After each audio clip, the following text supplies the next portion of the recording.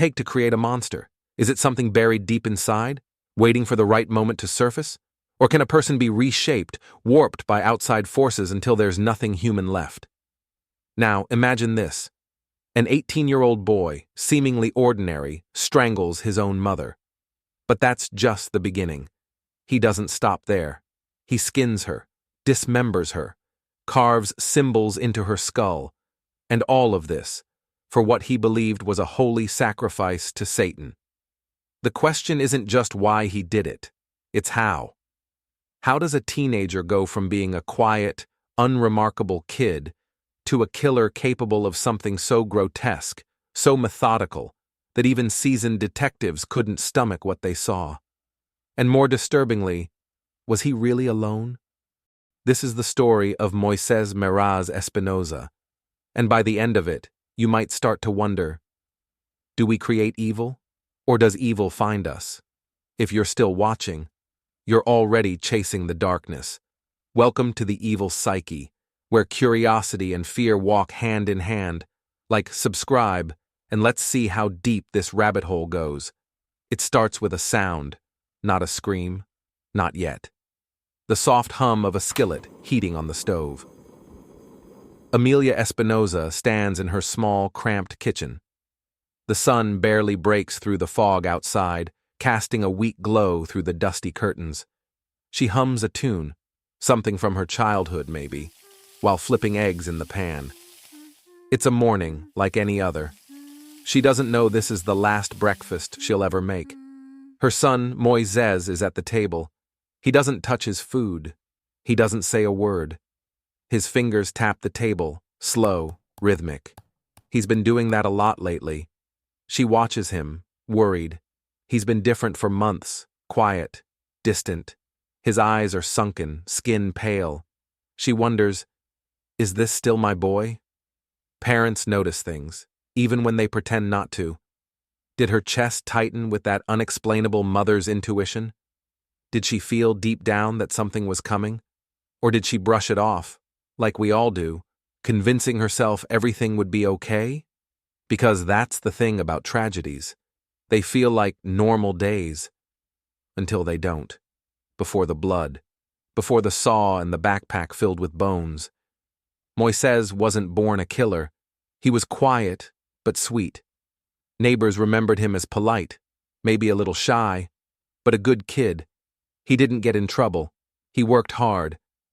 But grief is a strange, vicious thing. When his girlfriend died, hit by a car while crossing the street, something inside him snapped. He didn't cry, he didn't scream, he just stopped laughing, stopped eating, stopped caring. His mother tried to help him.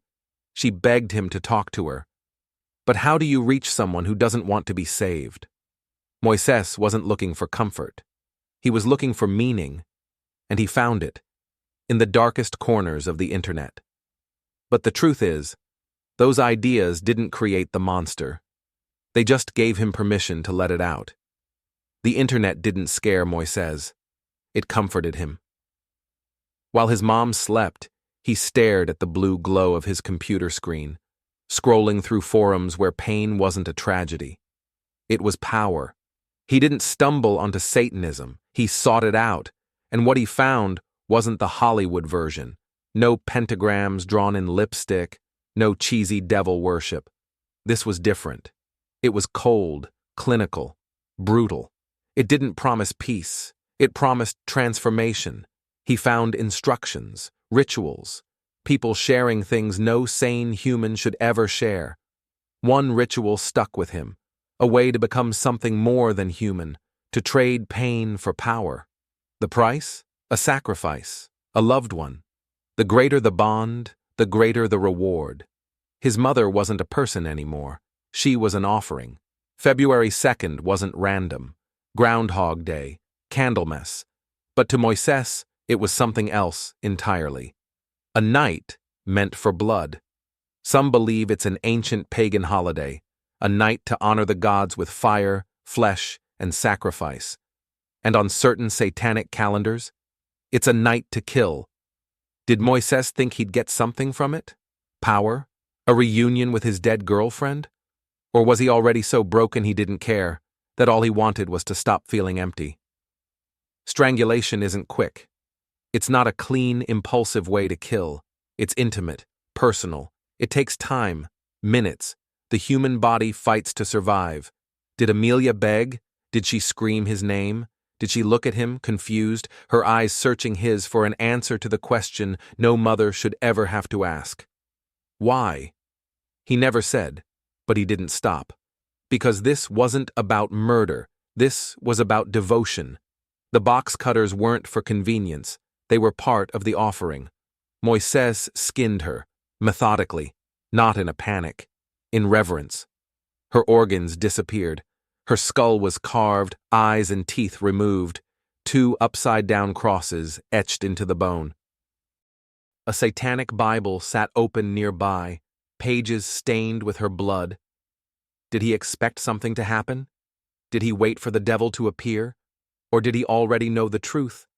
That he'd gone too far to come back? Moises didn't run.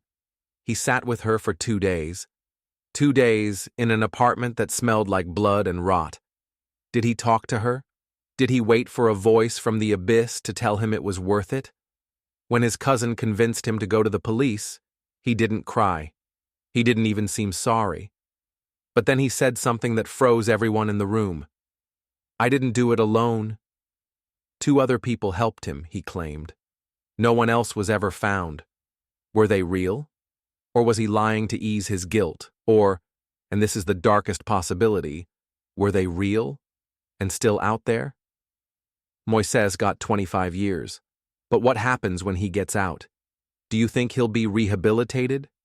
Do you think someone who believed he could trade his mother's life for power ever stops believing? What if he thinks the ritual failed because he didn't finish it? What if 25 years is just time to plan something worse? And the final, most disturbing question, the one that lingers long after the lights go out. If he truly believed his mother wasn't enough for the devil, who's next? Imagine getting a phone call from your cousin. At first, Moises sounded off. Not frantic, not angry, just hollow. He told his cousin, "I did something bad." But bad doesn't even come close to what he meant. When his cousin arrived at the apartment, the smell hit him first. That heavy, metallic, rancid stench that only means one thing: death. Moises didn't try to hide it. He didn't cry, didn't explain. He just stood there, expressionless, as his cousin looked around the room, saw the blood trail, the saw, the frozen, butchered remains. Can you imagine what went through his cousin's head? Did he think about running?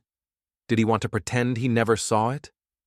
Or did a part of him still see Moises, the quiet, grieving teenager he once knew, and think, "This has to be a mistake"? The cousin begged him to go to the police.